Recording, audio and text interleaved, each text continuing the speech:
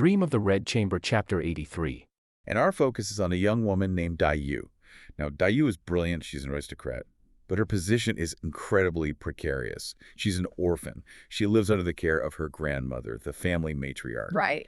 So while she's surrounded by cousins and maids and all this immense wealth, she is profoundly on edge. And that context is so crucial for everything that follows. I mean, she is highly sensitive and acutely aware that her survival depends entirely on the goodwill of others. She has no safety net. None. Her baseline state is hypervigilance. She is a guest in her own home, and she feels it every single second of the day. Yeah, and that hypervigilance is about to meet a totally random spark.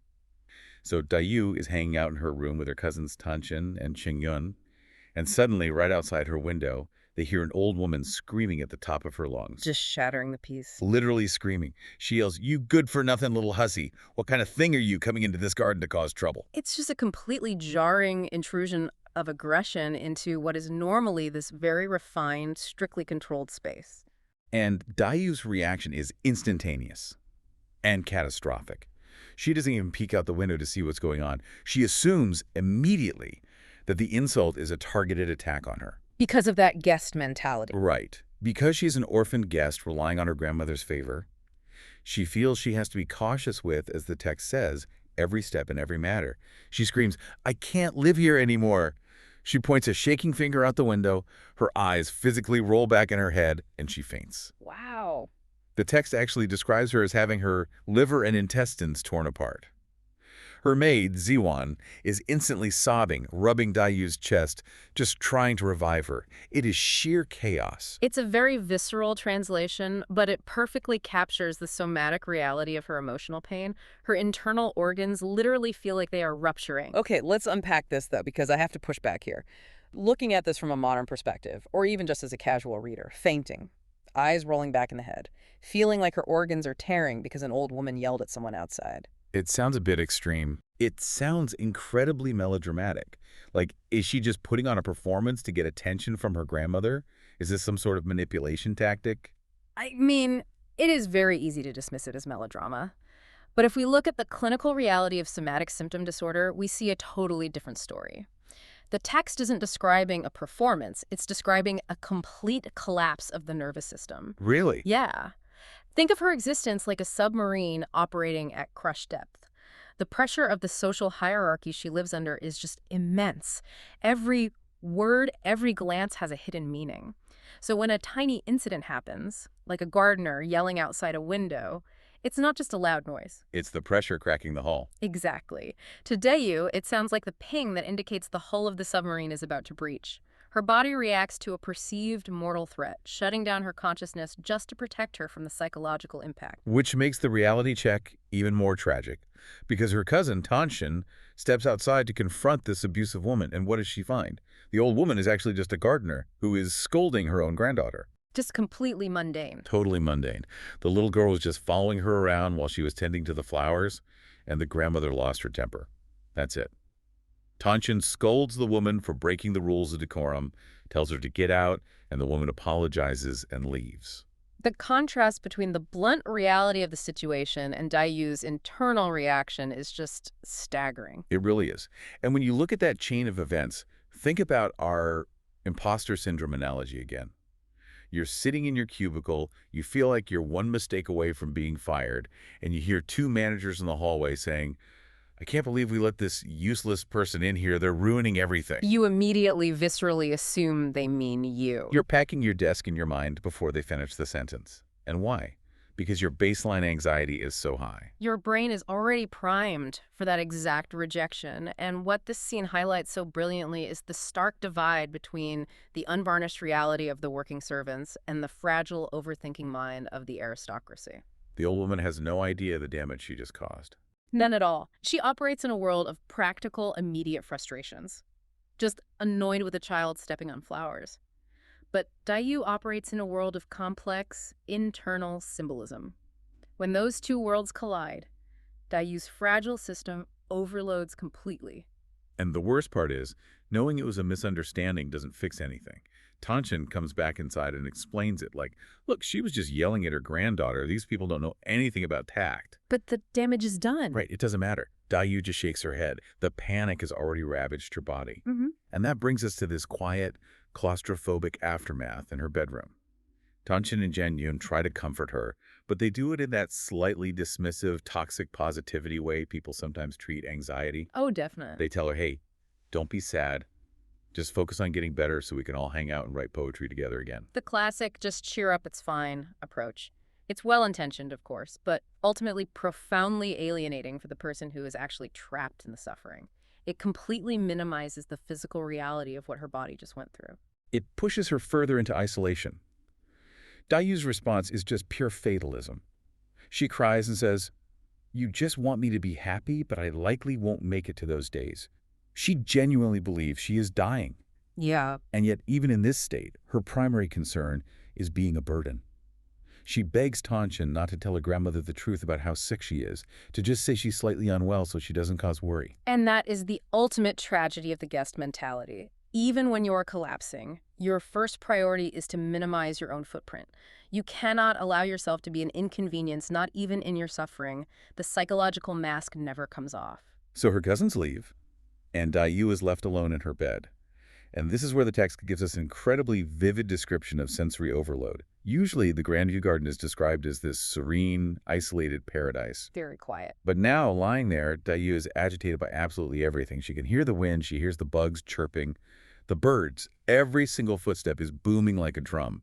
She can even hear the distant, agonizing sound of children crying somewhere far away. It's a complete cacophony. A cacophony she cannot escape.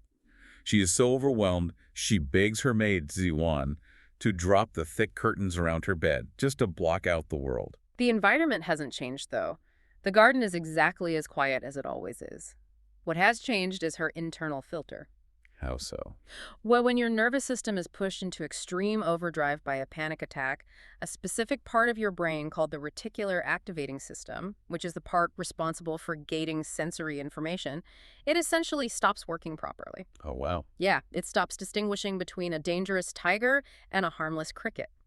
The gate is left wide open, and every tiny input registers as an immediate physical threat. And we see that physical toll in the care ritual that follows. Her maids are treating her like spun glass. One maid brings a bowl of bird's nest soup, which is a massive luxury item, by the way. Highlighting all the wealth surrounding her misery. Exactly. Her primary maid takes it, gently supports Dayu's shoulders to help her sit up, and carefully feeds it to her. And after all that effort, Dayu manages to take maybe 2 or 3 tiny sips before she just shakes her head and refuses the rest. She is physically incapable of taking nourishment. Here's where it gets really interesting. Looking at these symptoms, the hypersensitivity to sound, the fatalism, the inability to eat, the fainting. Are we looking at a traditional physical illness, or is the text actually giving us a masterclass description of a severe anxiety and panic attack manifesting physically? That is such a valid question, and if we connect this to the bigger picture, you are absolutely hitting on the core genius of this passage. We have to view this through the lens of somatic distress. Right. The aesthetics of illness in this culture often romanticize fragility, making it look beautiful or poetic. But the author strips all that away here. The text is demonstrating how deeply entwined the mind and the body are. Despite being surrounded by maids tending to her every physical need, she is utterly, profoundly isolated inside her own mind. Because the noise isn't in the garden. The noise is in her head. Exactly right. Her inability to filter out the sounds of the wind and the bugs is a direct physical representation of her inability to quiet her own anxious thoughts. She drops the bed curtains to block out the world, but the real threat is internal. That isolation is so palpable. You can just picture her, hidden behind those curtains, feeling completely alone. But the narrative doesn't leave her there. No, it doesn't. While Dayu is suffering this acute pain in her room, the text reveals she is shockingly not the only one in agony.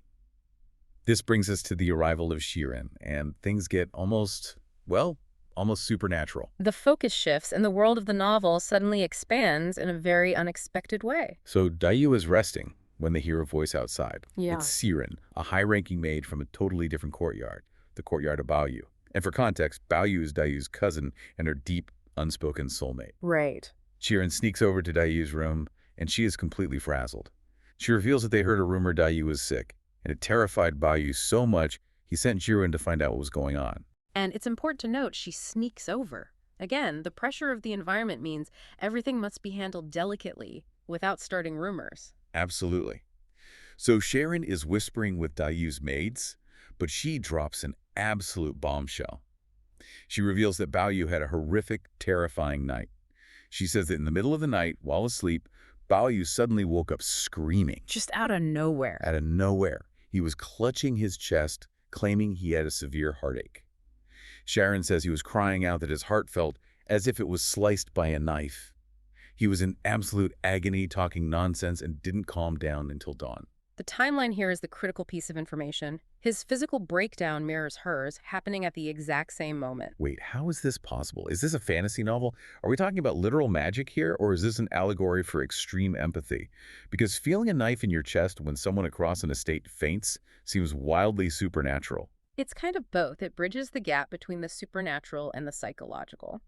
In the broader lore of the novel, Dayu and Bayu are reincarnated spirits, a magical flower, and a divine stone, so there is definitely a mystical element. Okay, that makes sense. However, psychologically, the author is exploring the concept of Jin, which roughly translates to knowing the tone.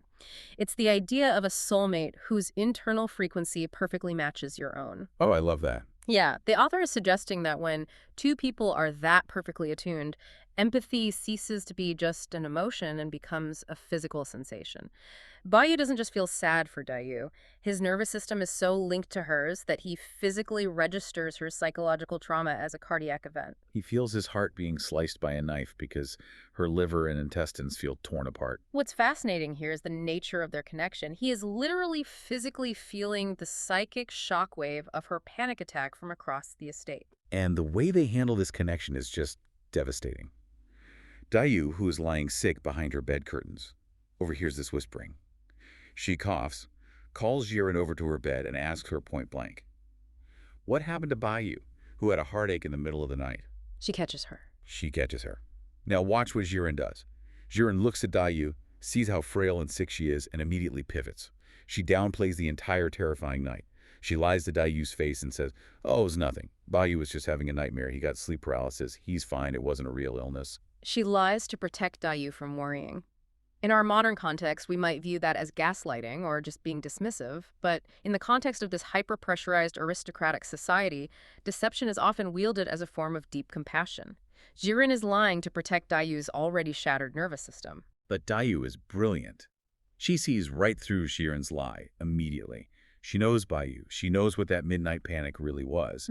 And the text says she feels this profound mix of immense gratitude that Jiren cares enough to lie to her, but also deep, deep sadness because she knows the truth of Bayu's pain. She understands the emotional reality beneath the spoken lie. She knows he is suffering, and she knows exactly why he is suffering. And then in this perfectly tragic mirror image, Dayu does the exact same thing. She sighs and she tells Jiren, "Listen to me. Do not tell Bayu how sick I am. If he knows I'm unwell, he'll worry, he'll miss school, and he will anger his father. Tell him I'm fine." And we have to remember the cultural weight of filial piety here. Angering the patriarch of the family is a massive deal. Huge deal. So Jiren agrees, goes all the way back to Bayu's courtyard, and tells him, "Dayu just feels slightly unwell. It's nothing major." And upon hearing that lie, Bayu's immense anxiety is finally relieved. The symmetry of their suffering and their subsequent response to that suffering is just beautifully constructed. They are trapped in a feedback loop of pain and protective deception. Meanwhile, Lin Dayu. yes, her situation is just heartbreaking. Her physical breakdown is becoming impossible to ignore. She's coughing, she can't eat, she can't sleep. But the matriarch of the family, Jia Mother, is basically just annoyed by it. Yeah, she just completely dismisses it. She waves off Dayu's deteriorating condition, claiming that the young woman is just, quote, too detail-oriented. It's a brutally dismissive way to phrase it. It really is. It's basically saying she's overly sensitive or making herself sick by overthinking. And honestly, we see this exact dynamic all the time today, don't we? Oh, absolutely. Like mistaking systemic burnout or the physical toll of a toxic environment for a difficult personality or a personal failing. It's the classic strategy of minimizing a systemic problem by localizing the blame onto the victim. Right, making it her fault. Exactly. If Dayu is just detail-oriented or overly delicate, then the matriarch doesn't have to look at the incredibly toxic, hyper-competitive, and emotionally repressive environment they've created for her. It just totally absolves the institution of any responsibility. Yes, it absolves them completely of her suffering. So to deal with this quote-unquote delicate problem, they bring in Dr. Wang. And the contrast in how he treats the patients is so telling. It's night and day. He comes in, takes a quick look at another central character, the favored grandson Baiyu, who just has a minor cold, and he brushes it off. He says it's nothing. The boy just needs to disperse the wind. Right, disperse the wind, no big deal. But then he gets to Daiyu, and the physical examination itself is this incredibly intricate, almost theatrical dance. It's so meticulous. Her maid, Zihuan, has to carefully pull Daiyu's hand out from behind the heavy bed curtains. She rests the wrist on a specialized, tiny medical cushion, And she gently rolls up the sleeves, adjusts her bracelets. making absolutely sure that not a single piece of jewelry or fabric is pressing on the pulse to alter the reading. You're seeing the physical boundaries and the social etiquette operating just as rigidly as the medical procedures. Because he can't just examine her like a modern doctor would. Right. In this era and social class, a male doctor cannot simply walk in and lay hands on an unmarried aristocratic woman. The pulse is literally the only bridge between his medical knowledge and her internal world. So that pathway has to be perfectly cleared. Meticulously cleared, yes. And after all this delicate, high-stakes pulse-taking, Dr. Wang delivers his diagnosis. He states that her 6 pulses are stringy and sluggish, Yes. and the root cause he identifies, pent-up depression. Which is a huge revelation. He starts listing these highly specific symptoms out loud, almost like he's reading her diary. He says she must be experiencing dizziness, poor appetite, waking up multiple times right at dawn, being easily angered by unrelated things. And suffering from paranoia and fear. Yeah, and the maid is standing right there, just nodding, validating every single word. What stands out to you in that moment? Because medically, what he's doing is profound. Oh, really? How so? Well, the doctor explicitly notes that outsiders who don't understand medicine might look at Daiyu and just think she is eccentric or cranky. Which is exactly what the grandmother did. Precisely. But he completely bypasses that moral judgment. He validates her emotional state as a very real, severe physiological breakdown. In traditional Chinese medicine, he diagnoses this as liver yin depletion and heart-quake exhaustion. Okay, let's unpack this, because this is where my modern brain kind of short-circuits a bit. I get that. I have to push back a little on the framing here. Is this doctor actually diagnosing her physical body? Like, is her literal liver failing? Or is he just a really good therapist who is incredibly skilled at cold reading her life and her emotional state? It's a fair question. Because, if I go to the doctor today with severe insomnia, loss of appetite, and paranoia, and the doctor says, your liver is glitching, I'm going to be completely lost. The confusion makes total sense because it sounds alien to Western medical ears. But you have to remove the hard line between the emotional and the physical. Okay. In traditional Chinese medicine, they aren't two separate systems interacting. They are the exact same system. So they don't see the liver as just an organ. Right. The liver isn't just a biological meat filter for toxins, the way we view it in Western biology. It is the energetic organ responsible for the smooth, unobstructed flow of emotions and qi throughout the body. Oh, wow. So when you suppress massive amounts of grief, resentment, and anger, which Daiyu has to do constantly just to survive the political minefield of this house, that energy stagnates. So the emotion literally gets stuck. Yes, and that stagnation physically hardens the pulse. When he says the pulse is stringy, he means it literally feels like a taut guitar string vibrating under the skin. That is wild. It's the physical manifestation of being constantly on edge, tightly wound, and unable to release the tension. So it's like a modern doctor diagnosing a severe debilitating panic attack or chronic PTSD as a localized liver glitch. Exactly. It sounds strange, but the brilliance of it is that it completely validates the patient's mental struggles as a real physical illness. She isn't crazy. No, her heart case is literally exhausted from running on a treadmill of anxiety. Which removes the blame from her entirely. That is the core of it. It grants a physiological reality to her psychological torment. But, of course, diagnosing the complex mechanics of the problem is only half the battle. Right, because treating it requires what I can only describe as a bizarre mix of pharmacology and ancient military strategy. It really is quite the combination. We move from the diagnosis to the prescription. Dr. Wang prescribes a formula called Black Xiaoyao to clear the stagnation, followed by a medicine to strengthen the lungs. Yes, a very specific regimen. But before they can just brew this up, another character, Jia Lian, steps in. He's an aristocrat who apparently knows a little bit about medicine, and he openly questions the doctor's use of a specific herb called chaihu, or bupleurum. And Jia Lian raises a very sophisticated medical concern here, which shows that medical knowledge wasn't solely the domain of doctors. Educated aristocrats studied it too. What's his issue with the herb? He knows that chaihu is an uplifting herb. Its specific function is to take energy and blood and push it upward and outward to break through stagnation. Okay, so it pushes things up. Right. But for a patient like Dayu, who is already extremely fragile and prone to coughing up blood, sending a sudden rush of blood into her chest and head could trigger a hemorrhage. Oh, wow. Yeah, it could be instantly fatal. So he's essentially saying, you're prescribing a massive dose of physical stimulant to someone whose heart is already racing out of control. Exactly. He calls the doctor out on it. And Dr. Wang's solution to this problem is just wild. He agrees that chaihu pushes blood up, but he says they're going to neutralize that danger by frying the herb in turtle blood before administering it. It is a striking, almost visceral image. Here's where it gets really interesting. The doctor doesn't just say, "Trust me, I'm a doctor." He justifies this by quoting a foundational ancient medical text, the Neijing. Yes, stating they are using obstruction to treat obstruction. I need you to break that down for me, because then he compares this pharmacological trick to a famous historical military coup. He does, yeah. He says frying the herb in turtle blood is exactly like the political strategy of using Zubo to secure the Liu family. Why on earth is an ancient physician seamlessly blending military coup metaphors with how he prepares a botanical tincture? To understand that, we really need to clarify the mechanics of what he's doing. When he says using obstruction to treat obstruction, he is identifying two different forces. Okay. The first obstruction is Dayu's illness, the stagnant, blocked emotional energy knotting up her liver. To break that, he absolutely needs the stimulating power of the chaihu herb. And he can't let it rush to her head. Right. So he introduces a second obstruction, the turtle blood. In this medical system, turtles are creatures of deep water. Their blood is heavy, cooling, and naturally sinks downwards. Oh. So he's essentially using a Trojan horse. A Trojan horse is a good analogy, but let's connect it directly to the military history the doctor references. Please do. In this worldview, the human body is quite literally a kingdom. The organs are the ministers, the heart is the emperor, and the energies flowing through the body are the citizens and the armies. So her body is a literal battlefield. Exactly.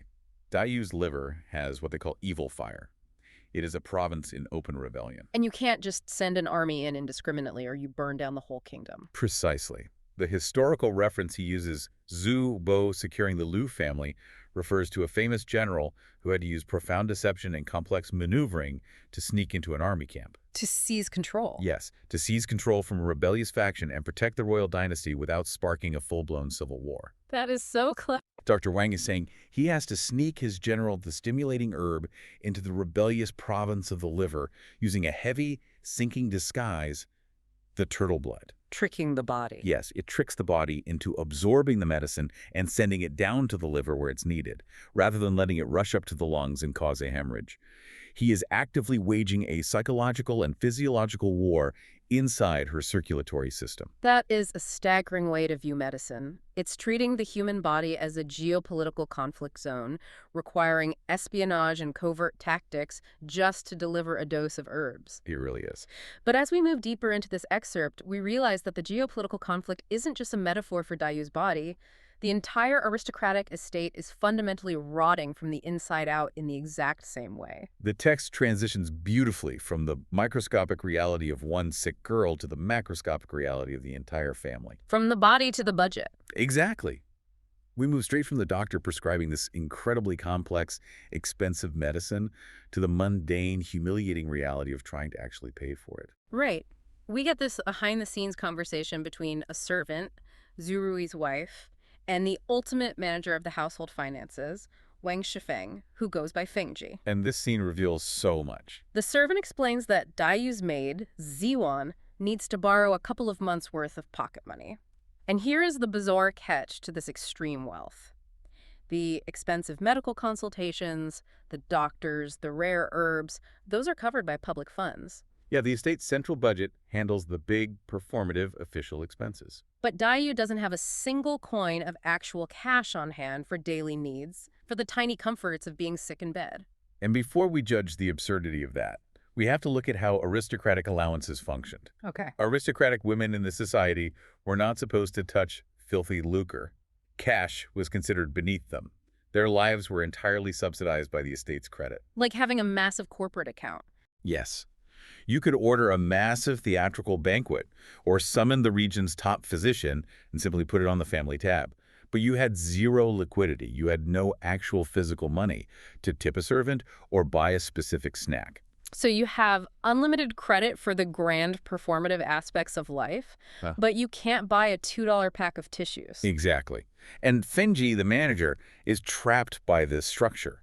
She refuses to give an official advance on the monthly allowance. Because it's a slippery slope. Her reasoning is strictly bureaucratic. She says if she opens that door for one person, every single family member will demand an advance, and it will set a terrible precedent. Right. She explicitly brings up past screaming matches and vicious arguments in the household that happens strictly over the distribution of this allowance money. Which sounds so stressful. And then she makes a stunning admission to the servant. She says flat out, money going out is more than money coming in. Which is the cardinal sin of this family. She is saying the quiet part out loud. She really is. But she doesn't just deny the request and leave Dayu with nothing. Instead, she secretly tells the servant to weigh out a few ounces of her own personal silver to give to the maid. Out of her own pocket. Yeah. And she specifically commands, don't tell anyone it's from me, and definitely don't call it an allowance advance. Why is the manager of a famously wealthy, supposedly untouchable estate paying out of pocket for a sick girl's basic needs? Because the alternative is unthinkable. It's like the CEO of a Fortune 500 company using their personal Venmo account to buy printer paper and coffee for the break room because the corporate credit card is entirely maxed out, but they are terrified to let the board of directors know the company is broke. That is a perfect analogy. Not only is the corporate card maxed out, but in your analogy, Fengji's entire personal net worth and social identity are tied to the company's stock. So if the company goes down, she goes down. She is cannibalizing her own personal wealth to prop up a lie. If word gets out that the main budget of the mighty Jia family cannot cover a few ounces of silver for a sick girl, the panic within the household would be immediate. Like a run on the bank. Precisely. The servants would lose respect and stop obeying orders. Rival family members would use the weakness to pounce on her managerial position, and the internal structure of the house would collapse overnight. She is paying hush money to maintain the illusion of her own authority. The macro is perfectly mirroring the micro. Just as Dayu's internal organs are failing while she must maintain the outward appearance of a quiet, perfectly polite, aristocratic lady, the Jia family's financial organs are completely failing while they maintain the outward appearance of limitless wealth and power. And what happens when the shareholders, which in this case is the general public, out on the streets of the city start talking about the company? Because the gap between the internal truth and the public perception is staggering. This is where the text introduces the sheer danger of public relations. The family's mythology has essentially gone viral, and that is a terrifying thing in 18th century China.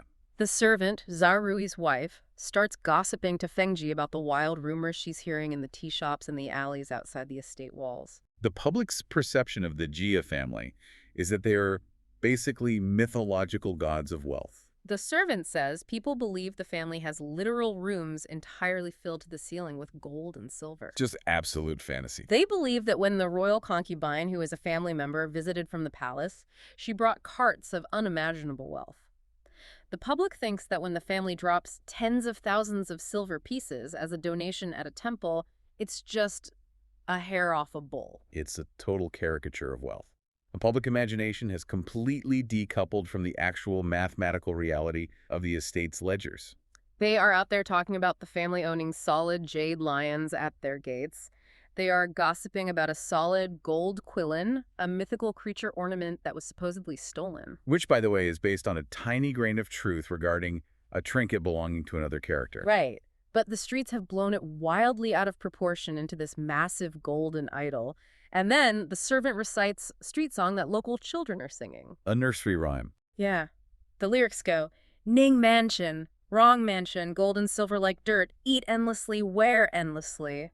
And then the servant abruptly stops speaking. She chokes on the words. She physically stops reciting the nursery rhyme because she suddenly remembers the final line of that song, which translates roughly to, "Calculate, in the end, it's all empty." Such a heavy realization. She realizes she is singing a literal prophecy of doom right to the face of the one woman trying to hold the crumbling finances together. It is a chilling moment.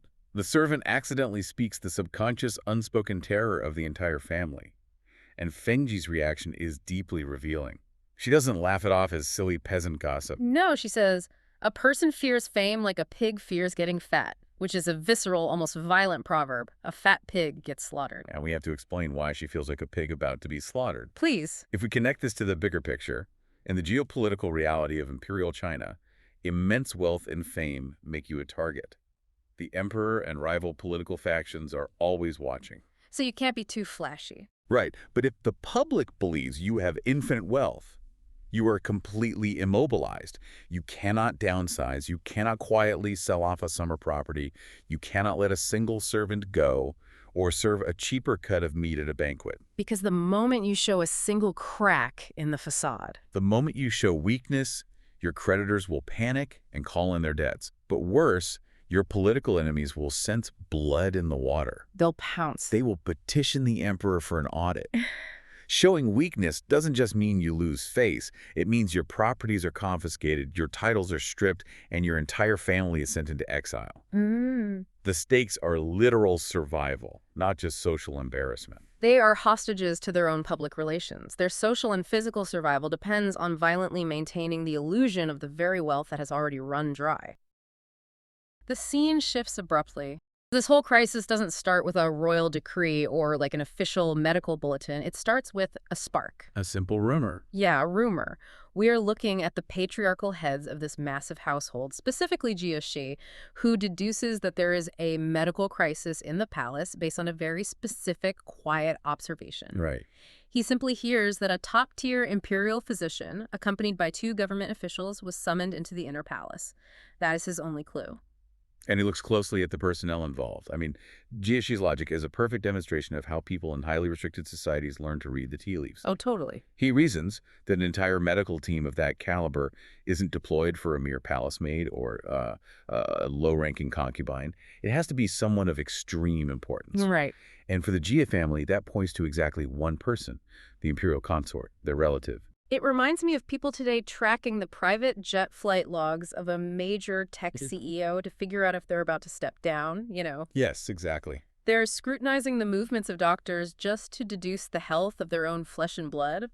But looking at these Menjis, Shi and the other patriarchs, they're the heads of a massive, incredibly wealthy household. Right, they command hundreds of servants. Yet they're just pacing around in the dark, sending a messenger to the imperial hospital to beg for scraps of information. It feels like they are suddenly hitting an invisible wall where their money and titles just stop working.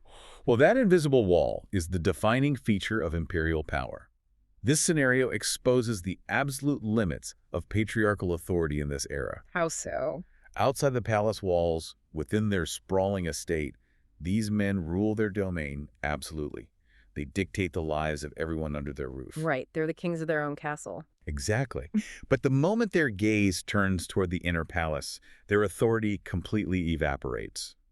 Proximity to the emperor actually strips even the most powerful men of their personal agency. Wow. The inner palace is a black box, and they simply do not have the clearance to open it, no matter how vast their wealth is. So they are trapped in this agonizing limbo, and the weight is broken not by news of her health, but by the machinery of the state. Yeah. Because the reality of the imperial bureaucracy literally walks through their front door, overriding their family anxiety with cold, hard protocol. 2 eunuchs arrive at the estate at noon. Right. And the men, who were just pacing in a panic, suddenly have to perform. They have to go out to the second gate of their compound just to greet these messengers. Which is incredibly formal. Yeah, and before they can even ask, is our daughter dying, they have to formally pay their respects to the consort through the eunuchs. It forces a massive cognitive shift. I mean, they have to suppress the terrified father and perform the role of the loyal subject. It's nuts. And then the eunuchs deliver the decree, which is a masterclass in bureaucratic control. It's hyper-specific. The emperor allows exactly 4 female relatives to visit the sickbed. And each of those 4 women is permitted to bring exactly 1 maid. Right, no exceptions. And the timeline is just as rigid. They are given a highly specific 4-hour window in the morning to enter and another strict 4-hour window the very next afternoon to leave. It's all incredibly calculated. But the detail that really stops you in your tracks is the rule regarding the male relatives. The decree states that the men are strictly forbidden from entering the inner palace at all. They're completely shut out. Yeah, they are only allowed to stand outside the palace gate and submit their formal name cards. Wait, so her own father can't even physically see her when she's sick? No, he cannot. It feels intentionally cruel, as if the emperor is using this moment of vulnerability to remind them that she is state property first and their daughter second. What's fascinating here is how the state dictates and monitors even the most basic human intimacy. Your theory about it being a reminder of ownership is spot on. It's just so cold. It is. This protocol serves as a stark, unavoidable boundary line. The bureaucracy completely sanitizes their family grief. Yeah. The state is effectively communicating. Your daughter's experiencing a medical emergency, but you will process your fear through our approved paperwork, strictly on our schedule. Unbelievable. And only the personnel we explicitly authorize will be allowed to witness her condition. It transforms a deeply personal family trauma into like an exercise in middle management. Exactly. And this emotional whiplash from the emperor's decree is immediately overshadowed by a logistical nightmare. Because to actually comply with this incredibly strict time frame, the family has to move a small city overnight. They really do. The edict says they must arrive tomorrow morning. Grandmother Jia has to immediately step up and make executive decisions on who the 4 permitted women will be. She chooses herself, Lady Xing, Lady Wang, and Wang Shiming. And the source material explicitly notes that Xi Feng is chosen because she manages everything. Even visiting a sick relative requires deploying the family's top operational manager. Well, a project manager is entirely necessary when you look at the sheer scale of what they're required to move. They aren't just calling a cab or hopping into a car. No, definitely not. Operating an aristocratic household of this magnitude is akin to managing a small municipality. Let's paint the picture of what this actually looked like for a second. Imagine waking up an ancient, sprawling compound without electricity. It's pitch black. We're talking about the hours just before dawn. Right, between 5 and 7 a.m. Yeah. You have estate managers shouting orders across courtyards, maids frantically lighting hundreds of oil lamps so people can actually see, stable hands pulling massive wooden carriages out of storage. It's a massive undertaking. The text outlines 4 green palanquins and over 10 large carriages being prepped. Outriders are sent ahead on horseback just to clear the outer gates and coordinate the route. It sounds like organizing a presidential motorcade or a military deployment just so 4 women can go to a hospital. It really does. I look at this and wonder, shouldn't their immense wealth make this easier? Having hundreds of servants seems like it actually makes the process infinitely more stressful. That points to the ultimate paradox of their privilege. They possess extreme wealth and seemingly endless human resources, yet they are completely bound by the rules that govern that wealth. How so? Well, they are trapped in rigid transport hierarchies. The protocols dictate exactly who is permitted to ride in a green palanquin, who is relegated to a carriage, who must ride a horse, and who is required to walk alongside. So everyone has a specific assigned place. Exactly. Every single physical movement has to perfectly align with their social status and the palace's strict schedules. They cannot simply travel, they have to travel correctly according to imperial law. The logistics of their wealth function as a massive anchor. They are forced to drag with them everywhere they go. It sounds utterly exhausting before they even leave their driveway. Oh, absolutely. And after this massive, perfectly choreographed pre-dawn mobilization, they finally arrive at the palace. This physical transition from the public streets to the inner sanctum leads directly into the emotional climax of what we are examining today. This is where the separation really hits. Right. The arrival is highly segmented. The men are halted at the outer gate, full stop. They can go absolutely no further. Yeah. The women take their palanquins to the inner gate, and then even those must stop. The wealthy women of the Jia family are forced to walk the rest of the way, physically supported by their maids. And the environment itself is weaponized to enforce their subservience. The source text describes the palace as brilliant, glowing with glazed tiles. It sounds beautiful but intimidating. That's exactly it. It paints a picture of overwhelming opulence that contrasts sharply with the frantic, dark mourning they just experienced. It's architecture designed to intimidate. It's meant to make even the wealthiest aristocrats in the empire feel incredibly small and insignificant. Right. But then, amidst all this intimidating, glowing architecture, we get a surprising shift in tone. They finally reach the sickbed, and the consort actually waives the strict protocol inside the room. Which is a huge deal. Yeah, she sends a message that all ceremonies are excused, no formal bowing, no rigid rituals for the women. Instead, they have this incredibly normal, almost mundane check-in. It's very jarring. The consort asks about grandmother Gia's health, and the grandmother casually says she's still healthy. The consort notes that Shifeng's household management must be hard on her, and Shifeng gives this very relatable, weary answer about just getting by. It's just small talk. It is small talk, but it serves a vital psychological function. That mundane chatter is a desperate attempt by these women to grasp at normalcy. Yeah, right. To pretend they're just a normal family. Exactly. To pretend for just a few minutes that they are a regular family sitting in a regular room. Because the illusion shatters almost immediately. The reality of their situation crashes back down on them the moment the outside world intrudes. And here's where it gets really interesting, because the intrusion is the climax of the visit. While the women are talking, a palace maid enters the room bringing the name cards. Right. When I first read name cards, my modern brain immediately pictured like a little white corporate business card. Oh, sure. But in this historical context, we are talking about large, formal, ceremonial documents, pieces of red paper with elegant calligraphy detailing the titles of her father and her brothers. The very men who are currently standing outside the gates, legally forbidden to enter. Yeah. And seeing these pieces of paper, the consort just breaks down. She bursts into tears, and she delivers this gut punch quote. She says, "A family of fathers, daughters, brothers, we are worse off than a small commoner family who can be close to one another." That physical object, the paper name card, is crucial to understanding her despair. It really is. The emperor has reduced her father and her brothers to administrative paperwork. It is a devastating moment of absolute clarity for her character. Think about the heartbreaking irony of her statement. This Gia family literally holds the highest social status possible in their society, short of being the emperor himself. Right. They live their entire lives surrounded by servants, riding in green palanquins, completely insulated from the struggles of the working class. Yet the imperial consort, the very woman whose sacrifice elevated them to this untouchable status, is actively and openly envying the poorest commoners on the street. Simply because a commoner is allowed to hold their father's hand when they are sick. Exactly. If we connect this to the bigger picture of the text, you are looking at the core tragedy of this entire narrative. Society dictates that the ultimate success for an aristocratic family is having a daughter chosen for the inner palace. Right. It's the ultimate goal. It's supposed to guarantee your family's immense wealth, your political safety, your lasting prestige. But the text is revealing that this societal peak is actually a profound personal catastrophe. That's a great way to put it. Those paper name cards brought in by the maid are a cold, bureaucratic substitute for the human beings she is forbidden to look at. She traded her bodily autonomy and her family for a royal title, and now the entire clan is paying the ongoing emotional price. It really is a gilded cage, a glowing, glazed tile cage.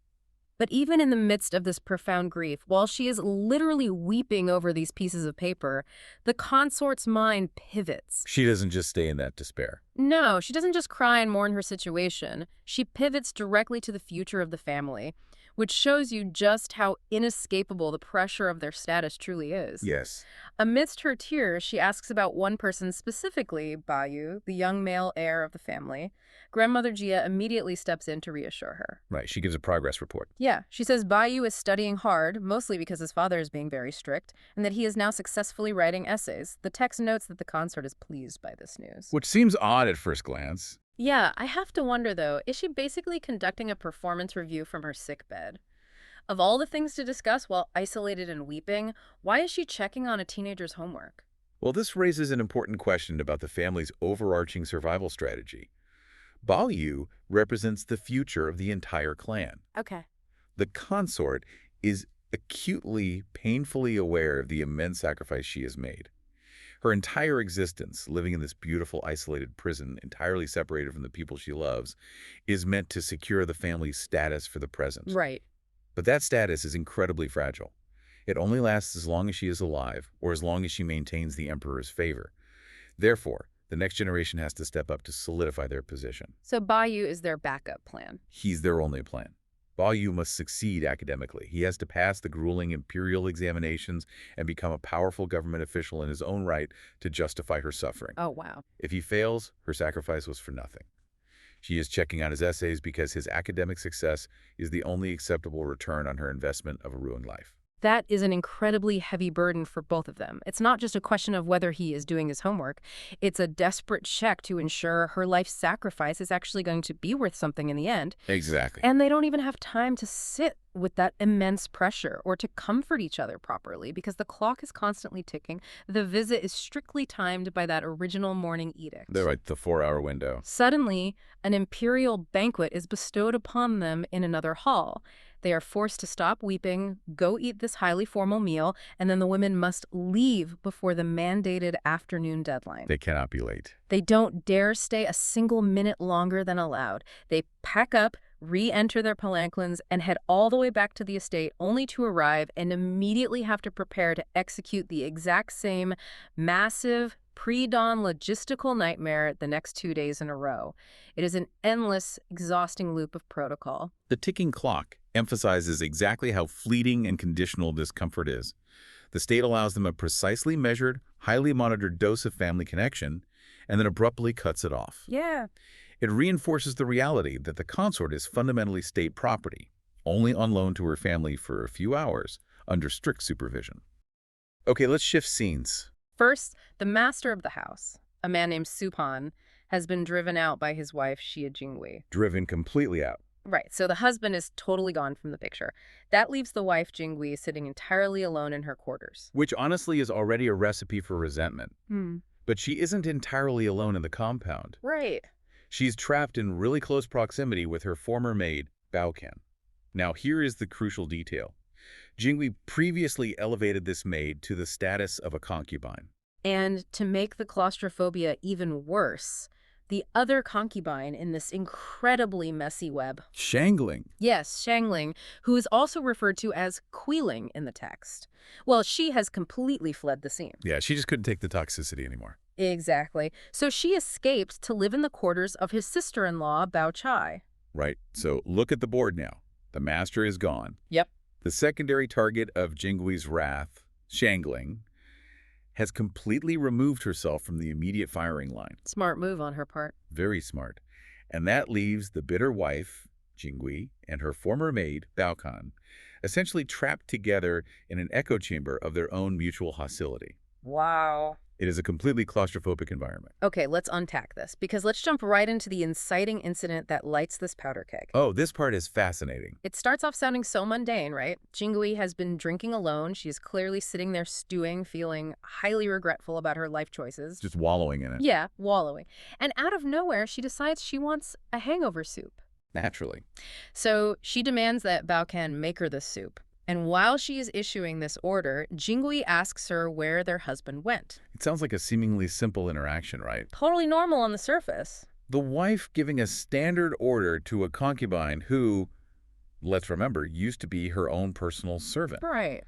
In the traditional hierarchy of this specific household, Baokan should simply nod, go to the kitchen, prepare the soup, and answer the question respectfully. But that is absolutely not what happens. Not at all. Instead of obeying, Baokan just snaps right back at her. No hesitation. She really just goes for He it. says, how would I know? He didn't tell you. Why would he tell me? It is a stunning moment of rebellion.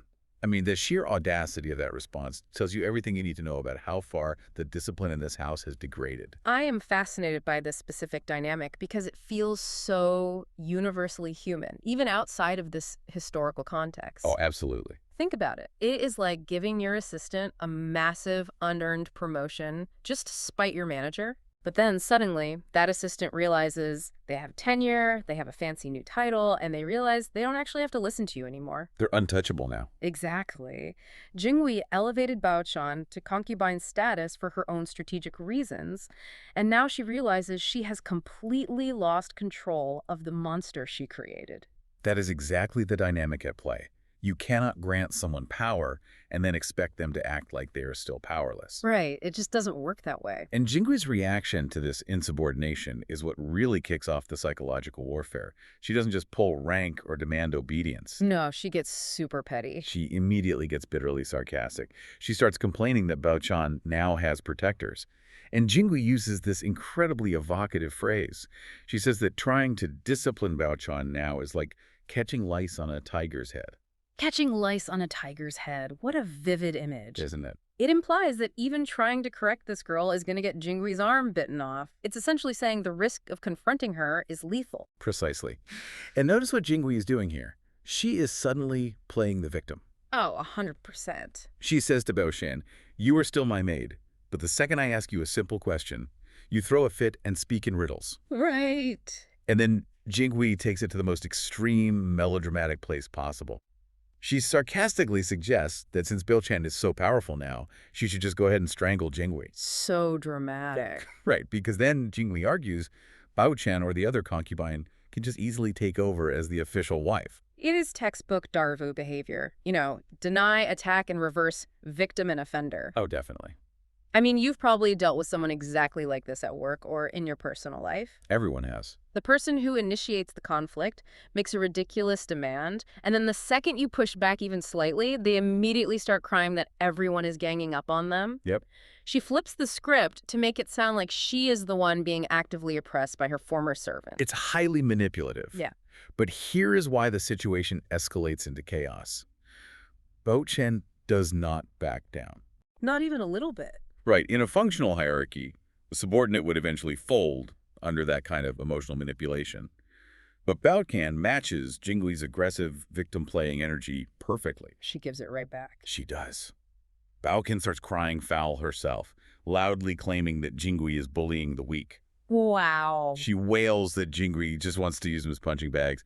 And Bao Can starts literally crying to the heavens, making a massive theatrical scene in the room. She basically calls Jingwee's bluff. She says, "Oh, you want to play the victim. Watch me play it louder." Exactly. And that total refusal to submit just pushes Jingwee right over the edge into sheer, unadulterated physical violence. Just snap something in her. Jingwee scrambles off the bed and goes directly after Bao Can. She starts smashing cups, knocking over chairs, just actively destroying the furniture. Total meltdown. And Bao Can is just screaming at the top of her lungs about how wrong she is. The sheer volume of this physical destruction is a pivotal turning point.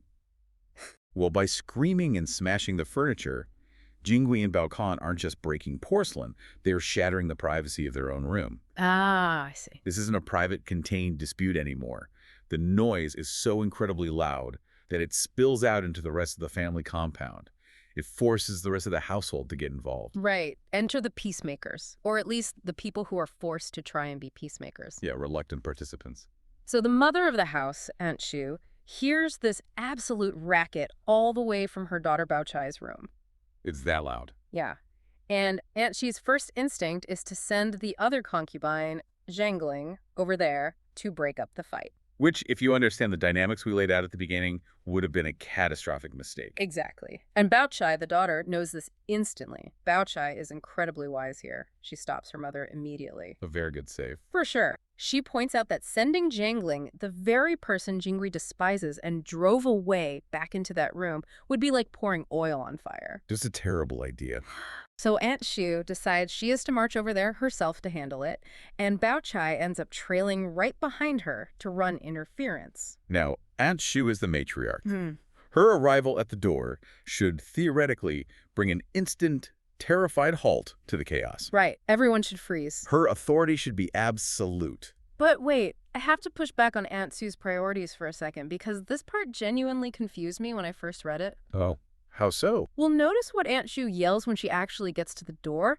The room is literally being destroyed. Cups are shattering, chairs are being thrown. It's a war zone. But she doesn't ask if anyone is bleeding. She doesn't ask who threw the first punch or try to separate them. No, she doesn't.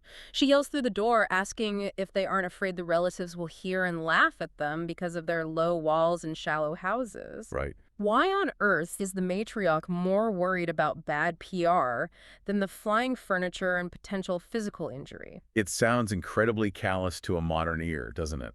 extreme. But what's fascinating here is the absolute paramount importance of maintaining face in this society.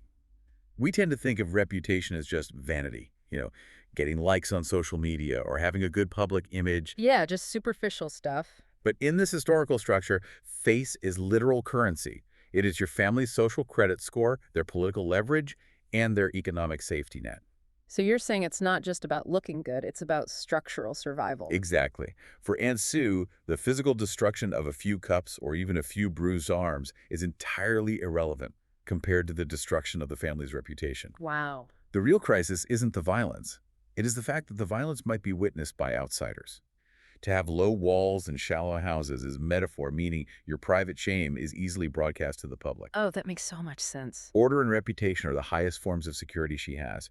If the community knows your household is entirely out of control, you lose your standing, your alliances, your protection. Ah, okay. And Jinghui, who is highly manipulative, knows exactly what buttons to push. She certainly does. The second Aunt Shu brings up the rules and the reputation of the house, Jinghui weaponizes it against her. She turns it right around. She screams back from inside the destroyed room that she is the one who is afraid of people laughing. She claims the whole house is entirely backwards. She says the sweeping is done upside down. A great insult. Right. And then she delivers this devastating line to the matriarch. She says there is no master, no servant, no wife, no concubine. It's just a mixed-up world. That is a direct, calculated strike at the very foundation of Aunt Shu's authority. She is going for the throat. Jinghui is essentially saying through the door, you are failing as a matriarch. There is no hierarchy here for me to respect because you haven't enforced one. Ouch. She explicitly claims that in her own family, the Xia family, she never saw such poor rules, and she argues that she is the one suffering by being married into this dysfunctional house. So the matriarch's attempt to de-escalate using shame has completely failed. Totally backfired. That leaves Bao Chai, the daughter, and Bao Chai steps in to try and be the mature, rational diplomat. Which is her usual role. Yeah, she tries to soothe Jinghui with pure logic. Bao Chai explains, very calmly, that Andrew was just startled by the sudden noise, and all she really wants is for everyone to live peacefully and stop worrying their mother. It's very reasonable. It is a perfectly crafted, rational appeal to family unity. It really is flawless diplomacy.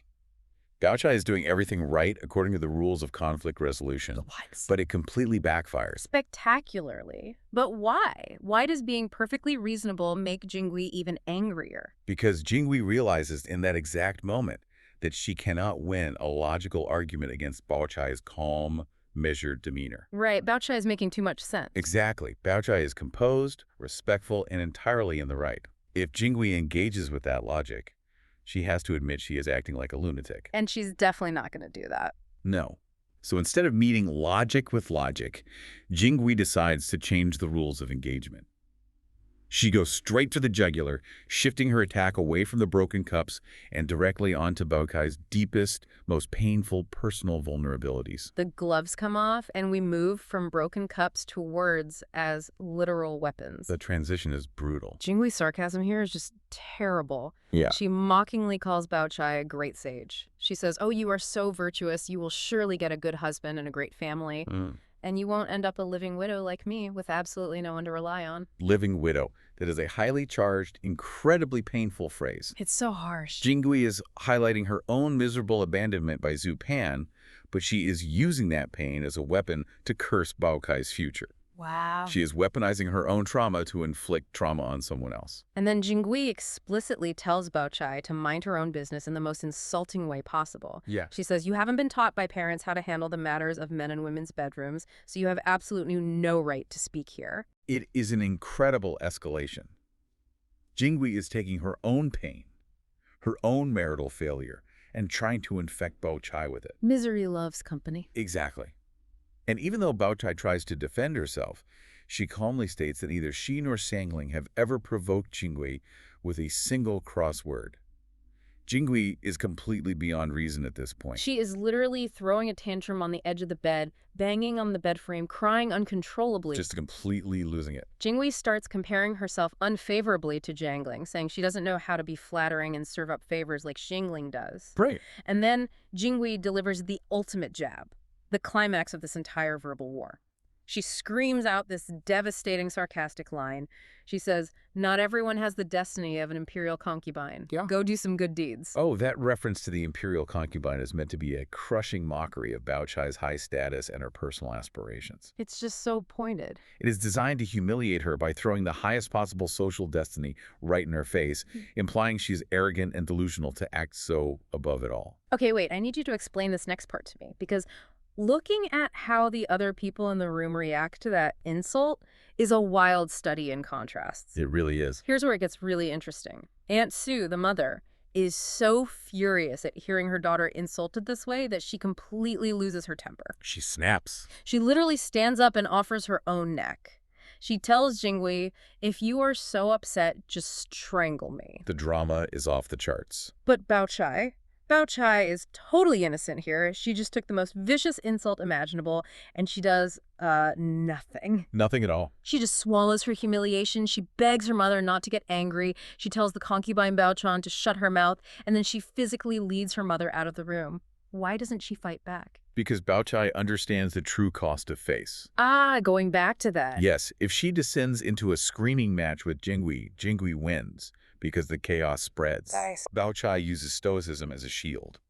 By absorbing the blow and not reacting, she denies Jingui the satisfaction of a reaction, and, more importantly, she contains the explosion. She takes one for the team. She really does. Yeah. She sacrifices her own pride in that moment to physically remove her mother from a highly toxic, escalating situation. Wow. She absorbs all of that toxicity to keep the peace. But here's the crazy part. She now has to immediately step outside and pretend absolutely none of it happened. This is the hardest part. They step out of this feral screaming match, out of a room filled with broken furniture and malicious insults, and they walk out into the courtyard. And who do they bump into? Out of all people. A maid sent from Grandmother Jia. And this raises an important question. How do you act normal when your nervous system is flooded with adrenaline, your heart is pounding, and you were just screaming about strangulation 20 seconds ago? Apparently you talk about Langrius. It's just bizarre. I am not kidding. The contrast here is staggering. Yeah. Aunt Sue, whose face is still flush red with rage, immediately has to code switch. She really flips a switch. She asks the maid, "How is the old lady's health?" And the maid says, "Oh, she's perfectly fine. She sends her regards, thanks you for the lychees from the other day, and wants to congratulate Miss Kin." It is a totally surreal exchange. It's insane. It is hyper-polite, completely disconnected from the reality of the violence that just occurred. They are discussing fruit and sending formal congratulations, while the family structure is literally imploding 10 feet away behind a thin door. Aunt Sue knows the maid heard the screaming, right? Mhm. She blushes deeply and apologizes. Yes, she's highly embarrassed. She says the house is so messy right now, it doesn't even look like a proper household, and she is sorry they have to be laughed at. She brings it right back to that fear of the low walls. And listen carefully to how the maid responds to that apology. The maid diplomatically deflects it. Yeah. She says, "What is the aunt talking about? Who doesn't have clashing pots and pans?" Who doesn't have clashing pots and pans? That is the polite fiction of the century right there. Exactly. It completely minimizes the toxic structural collapse of the family into a folksy, everyday annoyance. Oh, everyone argues sometimes. It's just pots and pans. Just normal family stuff, nothing to see here. Right. The sheer psychological weight of maintaining this polite fiction for outsiders is staggering. Aunt Sue and Bao Chai have to stand there in the courtyard, smiling, nodding, playing the roles of the dignified matriarch and the dutiful daughter, entirely suppressing the severe trauma they just endured. But you can't suppress that kind of stress forever. No, it has to go somewhere. The human body just isn't built to hold that much dissonance. As soon as the polite fiction ends, as soon as the maid leaves and the door closes, the biological bill comes due. It always does. And that brings us to the actual physical manifestation of all this emotional warfare. Because the contrast between the feral interior of Jingui's room and the polite exterior of the courtyard requires a massive physiological toll. Think about what is happening in Aunt Sue's body. Her fight-or-flight response has been triggered. Her cortisol is spiking. Her blood pressure is through the roof. Yeah, she's in a state of high alert. But society dictates she cannot fight and she cannot flee. She has to stand still and smile. And we see the collapse immediately.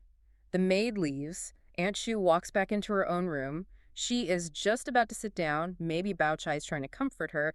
And suddenly Aunt Shu cries out, It hits her all at once. It says, "My left ribs hurt terribly," and she collapses onto the bed. Her body literally gives out. The facade breaks, the adrenaline crashes, and the matriarch falls. It leaves Baochai and Shangling standing there panicking.